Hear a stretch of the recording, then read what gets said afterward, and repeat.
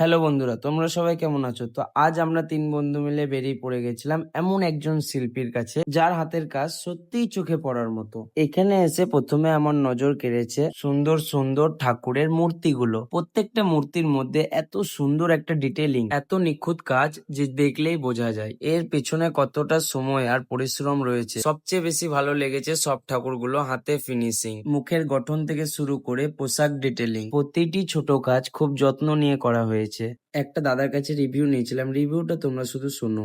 আমার বাড়ি এখানে, আমি তো সবসময় সকাল বিকাল যাতায়াত করি এদিক থেকে। আচ্ছা তো আমি দাদার কাজ দেখে খুব মুগ্ধ, নিয়ে একবার আজ দাদার কাজের টানে দাঁড়াতে হলো। আচ্ছা দাঁড়িয়ে দেখলাম এই শিবের চক্ষু দান করলো এখন হুম অসাধারণ, সত্যি খুব ভালো। আমিও দেখেছি দাদার হাতের ফিনিশিংটা সত্যিই খুব সুন্দর। দেখে মনোমুগ্ধ করার মতো কাজ দাদার। আচ্ছা, খুব তুমি ভালো। সবাইকে কি বলতে চাও দাদার জন্য? বলবো একবার দাদার এখানে আপনারা তো অনেক জায়গায় প্রতিমা গড়েন, হ্যাঁ একবার অন্তত প্রতিমা গড়ার আগে দাদার কাছে ভিজিট করুন। হুম, তাহলে দাদার হাতের কাজ দেখে আপনারা নিশ্চয়ই বুঝতে পারবেন যে কেন এখানে ভিজিট করতে বলছি। হ্যাঁ অন্তত এখানে একবার আপনারা প্রতিমা গড়ান, পার্থক্যটা নিজেরাই বুঝতে পারবেন। Thank you. Welcome. তো তোমরা দাদার রিভিউটা শুনে তো বুঝতেই পারছো দাদা আমাদের এখানে কত সুন্দর ঠাকুর তৈরি করে এবং হাতের ফিনিশিং সত্যিই খুব সুন্দর, আমাকে নিজেও একটা ভালো লেগেছিল।